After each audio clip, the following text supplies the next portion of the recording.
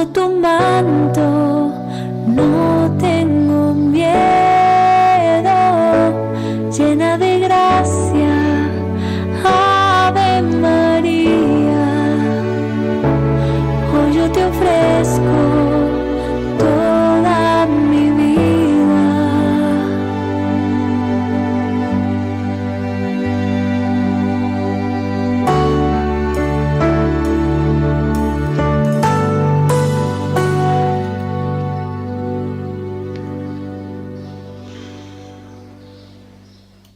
Buenas tardes para todos. Aquí comienza el programa Cuenta Regresiva, una hora de radio y reflexión sobre las escrituras del Evangelio y todo lo que la guía litúrgica de la Iglesia nos propone a todos nosotros los cristianos.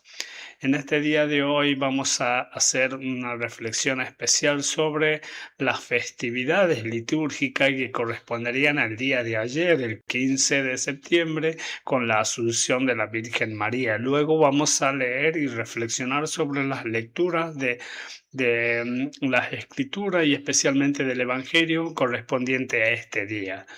En primer lugar, quiero saludar a todos los niños en su día, Día del Niño, hoy en Argentina. Yo tengo una nietita, digamos, que está festejando su segundo día del niño. Bueno, quiero hacer llegar un saludo para ellos y a todos los chicos del mundo eh, que hoy celebran su día. Entonces, comenzamos ahora mismo con esta lectura que nos propone la guía del calendario litúrgico, que es la festividad de la Asunción a la Virgen María. Una lectura que está cargada de significados y simbolismo para nosotros los cristianos y con mucha información y sobre todo viene a revelar muchas de las preguntas que nosotros nos hacemos en la vida sobre el destino de todos aquellos santos, especialmente de nuestra venerada Madre del Cielo, la Virgen María. Dice, la solemnidad de la Asunción de la Santísima Virgen María fue fijada en el 15 de agosto, ya en el siglo V, con el sentido del nacimiento al cielo o en la tradición bizantina, dormición de Nuestra Señora.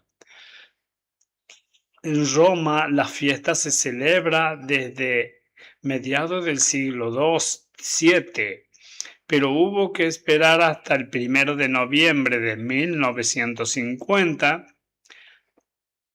con Pío XII para que se proclamara el dogma dedicado a María asunta al cielo en cuerpo y alma.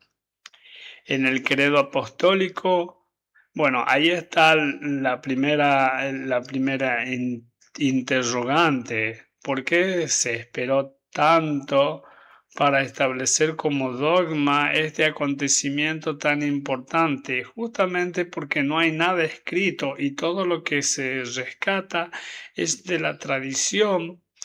Entonces la Iglesia necesita mucha precaución en estos asuntos que no quedaron escritos por ningún apóstol y no quedaron escritos físicamente impresos en ningún papel. Entonces, la Iglesia Católica, bajo la sombra del Espíritu Santo, se toma todo ese tiempo terrenal y que es muy largo, pero tiempo para Dios que es muy corto para poder determinar este momento de la Iglesia. Celebrar este 1 de noviembre de 1950 con el Papa Pío XII para que se proclamara el dogma dedicado a María asunta al cielo en el cuerpo y alma, nos viene a nosotros a traer esta información que para los contemporáneos, digamos, puede llegar a ser algo común, pero para la gente anterior a esos tiempos de 1950, esto era un misterio, algo que todavía no se había revelado. En el credo apostólico profesamos nuestra fe en la resurrección de la carne y en la vida eterna, fin y sentido último del camino de la vida. Esta promesa de fe se cumple ya en María, como signo de consuelo y esperanza segura. Este privilegio de María está estrechamente ligado al hecho de ser madre de Jesús, dado que la muerte y la corrupción del cuerpo humano son una consecuencia del pecado. Y bueno, ahí está la primera pregunta. La primera pregunta que nosotros nos podemos hacer: por qué Dios permitió que el pecado ¿Por qué Dios permitió que el pecado envolviera al ser humano? ¿Y por qué no haber hecho una creación sin el pecado? Esa es nuestra pregunta, las preguntas de todo. Pero como Dios responde a todos nuestros interrogatorios, nosotros cuando queramos saber algo en lo que sea en la vida, le preguntemos a Dios. Hace muy poco un sacerdote amigo me dijo: cuando no sepas muy bien cuáles son tus pecados, pregúntale a Dios. Eso abrió una luz muy grande en mi corazón, algo que tal vez yo no lo tenía, resuelto en mi raciocinio. Y esa persona eh, llega en el momento justo para poder aclarar ese aspecto, sobre todo cuando uno se va a confesar y muchos no tienen claro cuáles son sus verdaderos pecados, y empieza a hablar y hablar y a recordar lo mal y lo bien, no tan solo lo bien que hizo, lo malo que hizo, y no confiesa aquel pecado que realmente es el fundamento del pecado mismo, que nos tiene nuestra alma inquieta. Entonces, no hay mejor amigo, no hay mejor consultor que Dios para todas las cosas. Y es así que nosotros, cuando tengamos una pregunta, se la hagamos a Dios. La hagamos a Dios y Él nos va a responder. Entonces, el primer pecado: ¿por qué Dios permitió que el pecado en el mundo? Y aquí Dios permitió el pecado porque creó al ser humano con libre elección, la verdadera libertad para elegir, sin la opción de desobedecer y decidir por amor propio o por Dios. Las personas serían como máquinas autómatas, incapaces de amar de verdad. Imagínense un mundo en donde todos seamos buenos, que no tengamos defectos, que sería un mundo muy, como diríamos los contemporáneos de esta época, muy aburrido, muy monótono.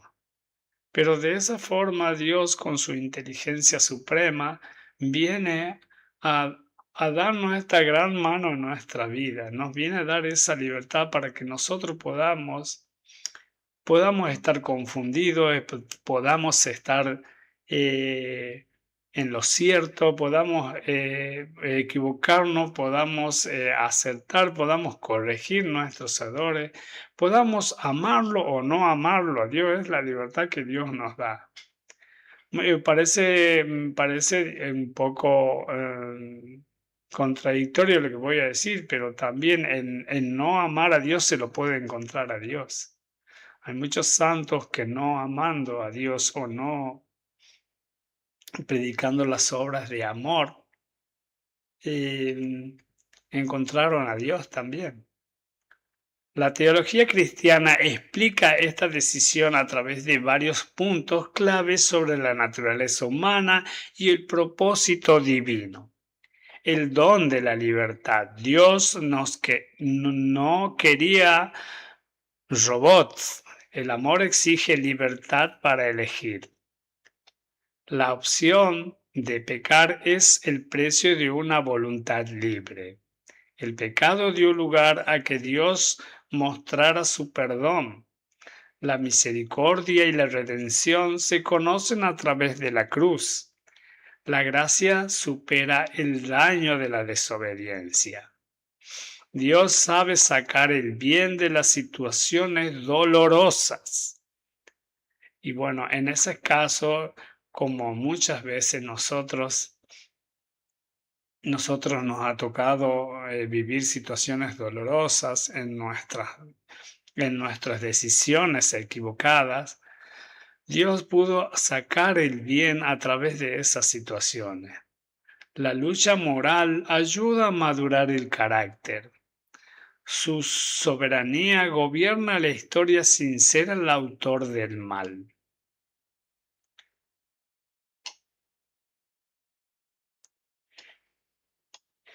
De esta forma queda aclarado a mi pregunta, por qué Dios permitió el pecado en el mundo. Así como Lucifer se rebeló y decidió no amar a Dios, así Dios le dio al hombre la libertad de elegir de amarlo o no amarlo.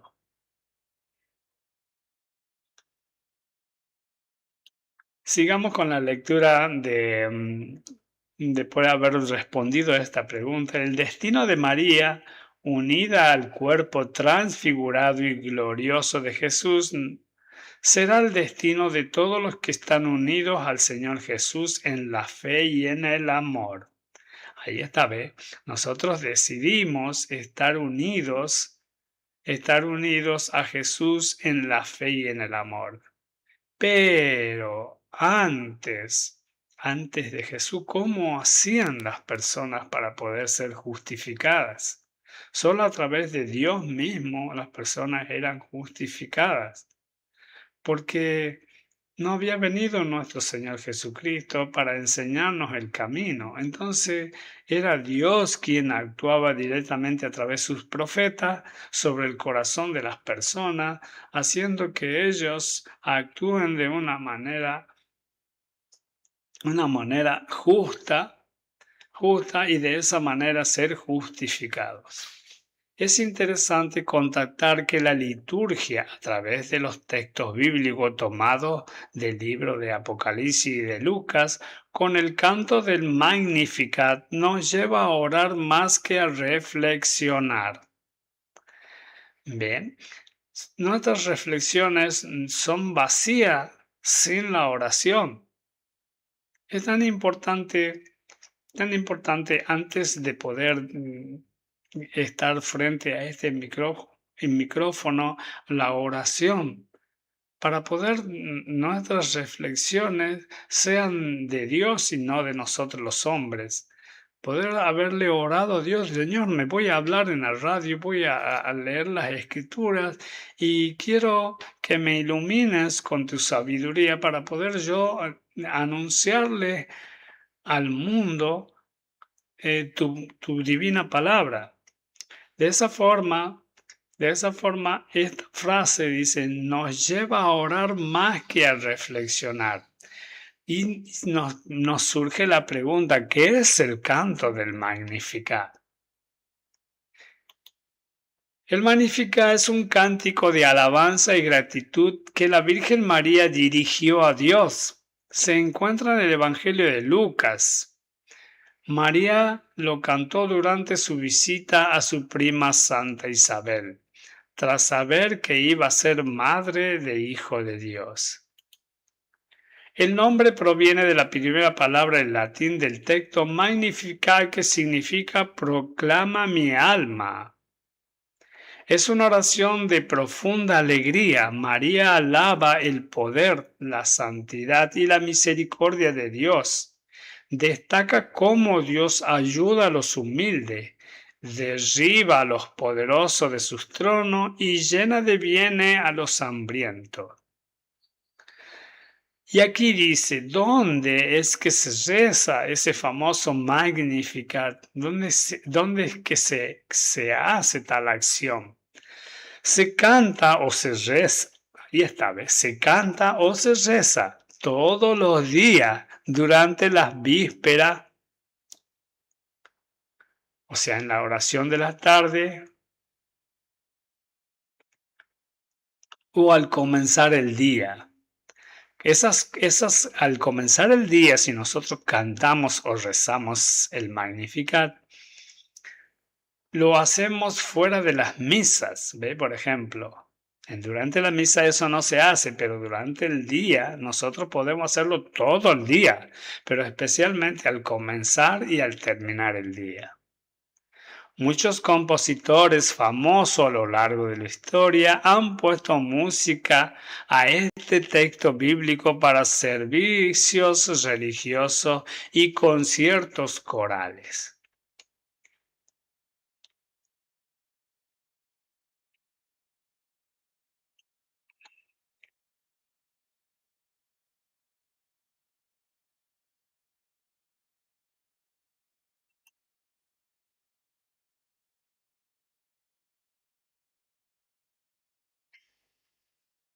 Acá dice, los fieles la usan devocionalmente como un escudo espiritual para pedir amparo, alejar peligros y encontrar consuelo en momentos difíciles o urgentes.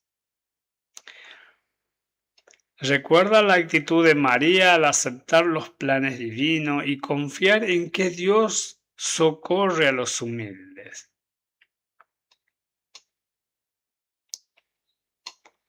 Otra pregunta dice, ¿qué dice qué dice en la Biblia?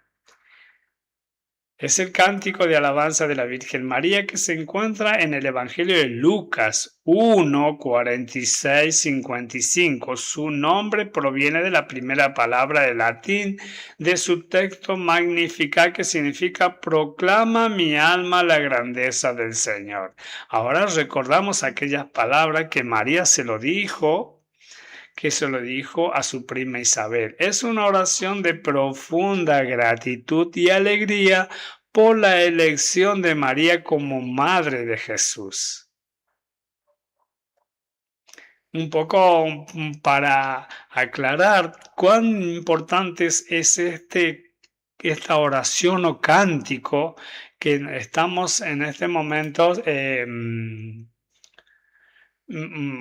leyendo. El amor gratuito que se extiende de generación en generación y la predilección por los últimos y los pobres encuentran en María su mejor fruto, su obra maestra, un espejo en el que todo el pueblo de Dios puede mirar sus propios rasgos. La solemnidad de Asunción al cielo de la Virgen Santísima en cuerpo y alma es el signo elocuente del que no solo el alma, sino también el cuerpo son cosas muy hermosas, hasta el punto de que como en la Virgen María, nuestra carne será sumida en el cielo. Esto no nos exime de comprometernos con la historia. Al contrario, es precisamente la mirada hacia la meta, hacia el cielo, nuestra patria, la que nos impulsa a comprometernos en nuestra vida presente siguiendo la línea del Magnificat. Alegres por la misericordia de Dios y atentos, ahí está, muy agradecido con Dios por nuestra vida, por María, por Jesús, por todos los santos. Y todas las personas que reflejan a nuestro Señor Jesucristo en la vida, todos estamos atentos, hermanos, que encontramos en el camino. Empezamos por los más débiles y los más frágiles, dice. Después de elevar a Dios repetida súplica y de haber invocado la luz del Espíritu de verdad, estamos hablando de Padre Pío, para la gloria de Dios Todopoderoso que otorgó a la Virgen María su especial benevolencia en honor de su Hijo, Rey inmortal de los siglos y vencedor del pecado y de la muerte, para mayor gloria de su augusta Madre, y para alegría y regocijo de toda la Iglesia, con la autoridad de nuestro Señor Jesucristo, de los santos apóstoles Pedro y Pablo, y con la nuestra, pronunciamos, declaramos y definimos como dogma relevado por Dios que la Inmaculada Madre de Dios, la siempre Virgen María, habiendo completado el curso de la vida terrena. Ahí está nuestra pregunta. Muchas veces nosotros decimos que venimos a este mundo a completar un curso. A completar el curso, y acá lo dicen las escrituras, es un curso que la Virgen María vino a cumplir aquí en la tierra. Fue asumida en cuerpo y alma a la gloria celestial. Y ahí está nuestra otra pregunta. ¿La Virgen María murió, fue enterrada, resucitó al tercer día y fue elevada al cielo? ¿O simplemente se durmió y luego fue elevada al cielo en cuerpo y alma? Esa es la pregunta que nosotros nos hacemos. No lo dice en ninguna parte de la Biblia. Eso se ha dejado para la Iglesia, para que la Iglesia lo medite, lo reflexione y lo proclame como un dogma. Han pasado siglos y siglos para los seres humanos, para que recién en 1950 el Papa lo proclame como dogma. Miren todo el tiempo de los seres humanos que fue necesario para poder hacer un dogma de todas aquellas anécdotas y la tradición de la Iglesia Católica para que pueda ser realidad. En el 1 de noviembre de 1950 por el Papa Pío XII. Se llama Munificentissimus Deus. 1 de noviembre de 1950. Y acá está lo que dice el Evangelio de Lucas con respecto a aquello. En aquellos días María partió y fue sin demora a un pueblo de la montaña de Judá. Antes de eso quiero leerle con respecto a la Virgen, a la pregunta que nos podemos hacer nosotros. Nuestro Señor Jesucristo, para mostrarnos el camino que nosotros íbamos a seguir, distinto a lo que tenían que vivir los hombres del Antiguo Testamento, nuestro Señor Jesucristo vino a mostrarnos el camino que veníamos a seguir.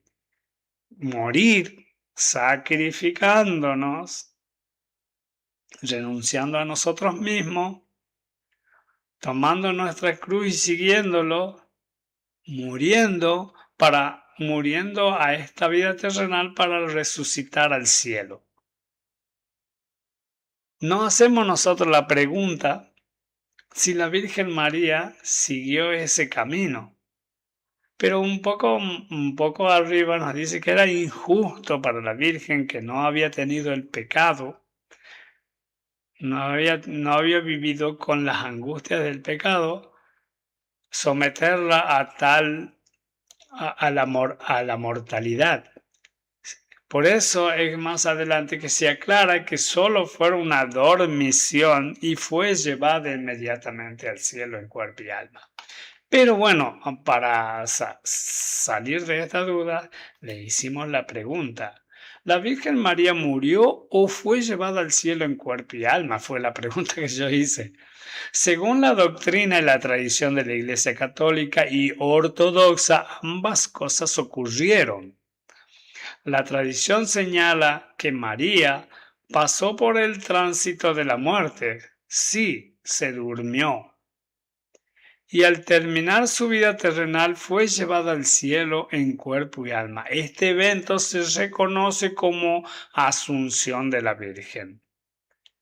El Papa Pío XII declaró este hecho como dogma de fe el 1 de noviembre de 1950, como ya lo habíamos dicho, mediante la constitución del Manifestissimus Deus.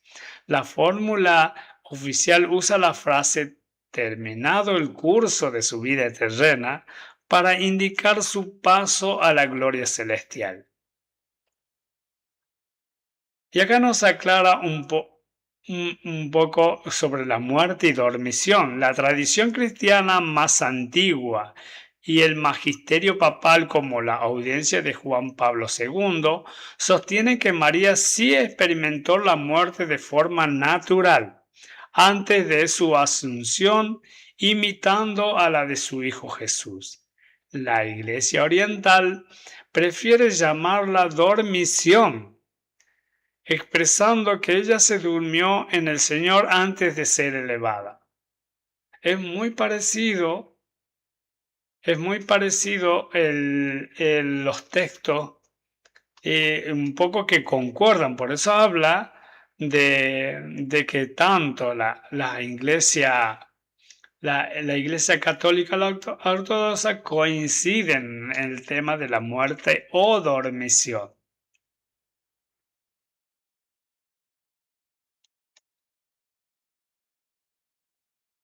Y acá, digamos, dice, ¿qué pasó con la Virgen María cuando murió? Según la tradición cristiana, el dogma de la Asunción, la Virgen María no sufrió una descomposición terrenal. O sea que no fue enterrada, ni permaneció enterrada ni un segundo. Al terminar su vida, pasó por el estado de dormición pacífica y fue llevada al cielo en cuerpo y alma por intervención divina. Desechando cualquier planteo de que la Virgen fue enterrada y resucitó, como lo hizo nuestro Señor Jesucristo. Eso lo hizo nuestro Señor Jesucristo para enseñarnos el camino, que nosotros íbamos a tener que ser enterrados. El grano de trigo que no muere si es enterrado no puede dar fruto. Nuestro Señor Jesucristo nos enseñó el camino y la Virgen no estaba sometida a tal acción. Directamente se durmió y fue llevada al cielo. Desechada la duda y todas las interrogantes con respecto a esto, seguimos leyendo con respecto a lo que pasó con nuestra Madre, la Virgen. Un poco, ahí vamos a terminar, si no ya no vamos a poder leer el Evangelio del día de hoy, que digamos ya nos queda pocos minutitos porque se viene el rezo de la coronilla de la Divina Misericordia, que arranca justamente a las 3 de la tarde. Y vamos a empezar a leer la primera lectura, correspondería al día de hoy, que viene a ser la lectura del libro de Isaías. Y dice, el Señor, velen por los derechos de los demás, practiquen la justicia, porque mi salvación está a punto de llegar y mi justicia a punto de manifestarse. A punto de llegar, a punto de manifestarse. Quiere decir que en cualquier momento de nuestras vidas, la salvación puede estar ahí a la puerta. No es que en un futuro muy lejano, va a venir aquella justicia, aquella salvación. Está hablando de nosotros mismos. La salvación está ahí. Está a punto, como decimos nosotros, ya está a punto la carne, ya está a punto el pastel. Está a punto ahí, está ahí a la vista de todo. Y nosotros solamente la tenemos que practicar. A los extranjeros que se han adherido al Señor para servirlo, amarlo y darle culto, a los que guardan el sábado sin profanarlo y se manifiestan fieles a mi alianza, los conduciré a mi monte santo y los llenaré de alegría en mi casa de oración. Sus holocaustos y sacrificios serán gratos en mi altar, porque mi templo será la casa de oración para todos los pueblos. Hermosas palabras para recordarnos todo el pasaje en su vida terrenal de nuestro Señor Jesucristo acá junto con nosotros, convirtiéndose en aquel templo en el cual todos debemos acudir, orar y por nosotros y por todos los demás. En la segunda lectura, la carta del apóstol San Pablo a los romanos. Hermanos, tengo algo que decirle a ustedes, los que no son judíos, y trato de desempeñar lo mejor posible este ministerio. Pero esto lo hago también para ver si provoco los celos de los de mi raza y logro salvar a algunos de ellos. Miren nada menos estas palabras que usa. Porque de donde provenía Pablo, era visto como un asesino, como una persona no creyente. Y muchos de los que los escuchaban no le creían justamente porque conocían su pasado, pero no conocían su presente con Dios. Por eso él los desafiaba, le dice, pero esto lo hago también para ver si provoco los celos de los de mi raza y logro salvar a algunos de ellos, demostrándoles que los que ellos consideran que no fueron elegidos, que no son el pueblo elegidos, pueden convertirse y pueden alabar a Dios mucho mejor que ellos. Pues si su rechazo ha sido reconciliación para el mundo, ¿qué no será su reintegración sino resurrección de entre los muertos? Porque Dios no se arrepiente de sus dones ni de su elección. Así como ustedes antes eran rebeldes contra Dios y ahora han alcanzado su misericordia, está hablando de Él mismo. Con la ocasión de la rebeldía de los judíos, en la misma forma los judíos que ahora son los rebeldes y que fueron la ocasión de que ustedes alcanzaran la misericordia de Dios, también ellos la alcanzarán. Hay una promesa para ellos también. A pesar de su terquedad, ellos también gozan del amor de Dios y tienen la misma promesa con la misma intensidad que la tienen todos, los judíos y los no judíos. En efecto, Dios ha permitido que todos cayéramos en la rebeldía para manifestarnos a todos su misericordia. Ahí está lo que leía en la parte de cuando leíamos de la festividad de este día con respecto al pecado. Que Dios permitió por libre elección que todos pecáramos para poder manifestar su misericordia.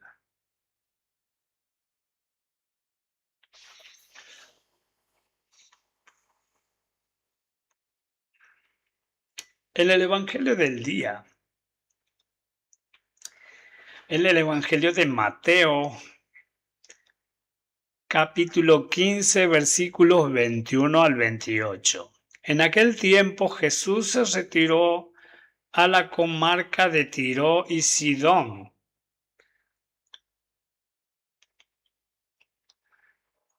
Bueno, cuando se refiere a comarca, no se refiere a una zona específica, se refiere a una zona con determinadas creencias, cultura y características específicas de ese sector. Y están así, sectorizados en comarca. Entonces, una mujer canánea le salió al encuentro y se puso a gritar: Señor, hijo de David, ten compasión de mí. mi hija está terriblemente atormentada por un demonio. Al decirle a aquella hermana, hijo de David, estaba recordándole a nuestro Señor Jesucristo que Él era la promesa hecha por Dios a toda la humanidad. Ten compasión de mí. O sea, como digamos, estaba marcándole a nuestro Señor Jesucristo la promesa que Él significaba para nosotros. Y es como que le estaba metiendo presión a Jesús, diciéndole, tú eres la promesa, el hijo de David, que Dios mismo prometió a toda la humanidad. Ten compasión de mí. Mi hija está terriblemente atormentada por un demonio.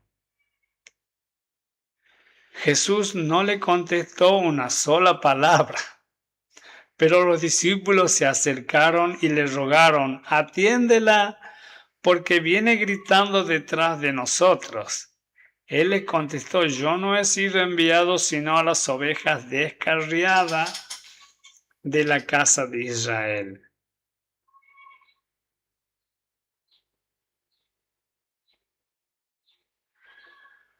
Ella se acercó entonces a Jesús y postrada ante él le dijo, Señor, ayúdame.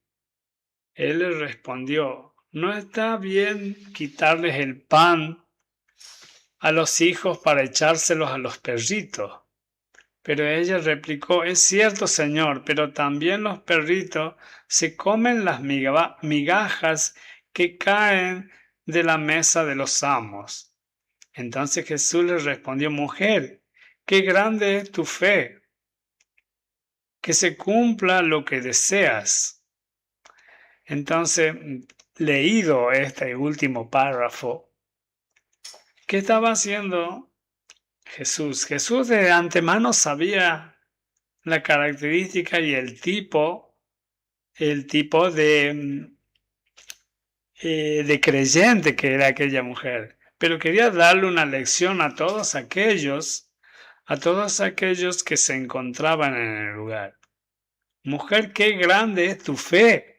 Después de haberle hecho, es como ese profesor que nos llama en una mesa de examen y nos interroga y quiere sacar lo mejor de nosotros para demostrarle a los demás cuán grande es la enseñanza de aquel maestro.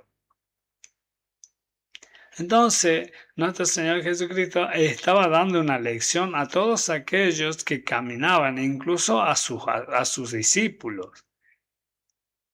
Y dice, en aquel mismo instante quedó curada su hija. Estaba escrito que todo eso iba a pasar, pero ante los ojos del mundo, eso era invisible. Se tenía que dar en ese momento, a esa hora, y tenía que quedar escrito en este evangelio, para que todos nosotros, lo que leemos y lo que no vivimos junto a nuestro Señor Jesucristo, podamos transmitir toda esa fe, toda esa enseñanza a todos los demás, así como nos pide la primera lectura, creo que dice, velen por los derechos de los demás y practiquen la justicia.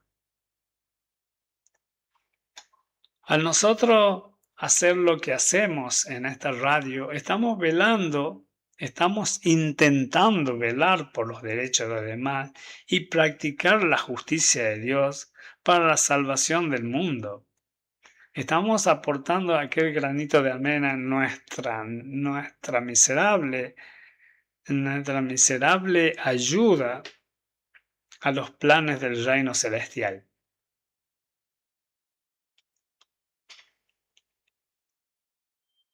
Y bueno, acá tenemos la reflexión de los papas, escrita por el Papa Benedicto XVI en el Ángelus del 14 de agosto del 2011. Y la leemos rapidito antes que nos termine la hora. El aparente desinterés de Jesús, que dice, solo he sido enviado a la oveja descarriada de Israel, no desalienta a la canania que insiste, Señor, ayúdame. E incluso cuando recibe una respuesta que parece cerrar toda esperanza. No está bien tomar el pan de los hijos y echárselo a los perritos. No desiste. No quiere quitar nada a nadie en su sencillez y humildad. Le basta poco, le bastan las migajas. Le basta solo una mirada, una buena palabra del Hijo de Dios y Jesús queda admirado por una respuesta de fe tan grande y le dice que se cumpla lo que deseas.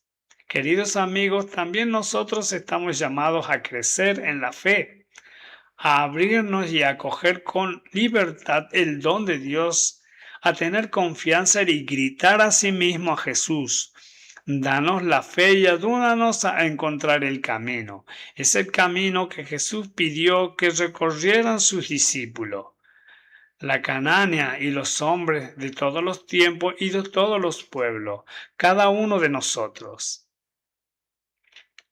La fe nos abre a conocer y acoger la identidad real de Jesús, su novedad y unicidad, su palabra como fuente de vida para vivir una relación personal con Él.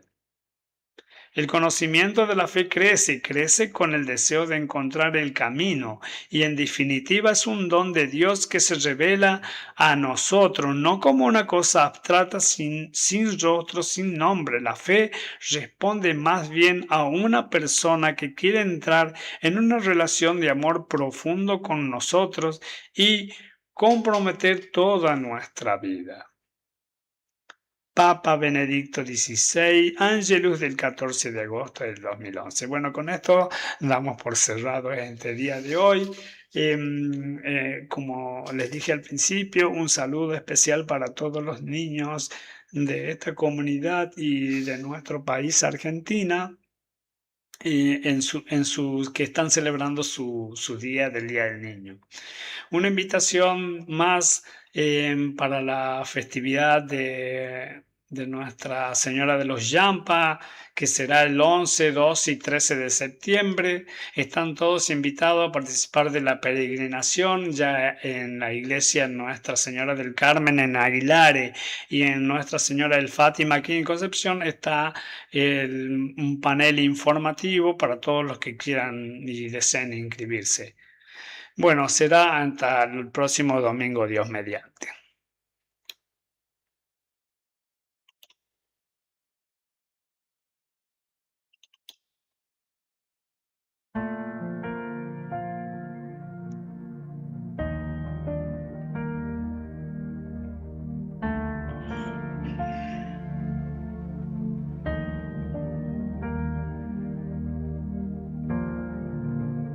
Viniste a mi casa, me visitaste, disfruté tu presencia, me cautivaste.